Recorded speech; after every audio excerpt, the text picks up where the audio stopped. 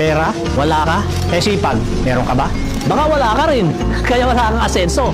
Gusto mong yumaman pero lagi kang reklamo. Paano ka ba magkakapera kung tamad ka namang kumilos? Ang tagumpay, hindi yan lumalapit sa mga nakahilata. Kung gusto mong umasenso, galaw-galaw din pag may time. Hindi sapat ang panalangin lang. Samahan mo ng gawa.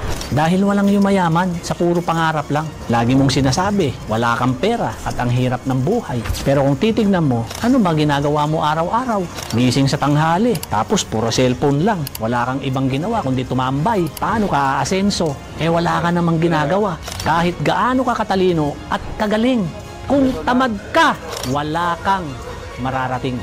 Magtrabaho ka, magsumikap ka, magtiis ka. Dahil ang mundo ng pera, sipag at tiyaga ang puhunan. Kung gusto mong umasenso, simulan mo yan sa mindset mo. Huwag kang umasa sa ayuda o tulong ng ibang tao.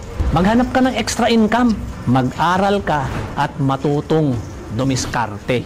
Tandaan mo na walang imposible sa taong porsigido at masipag.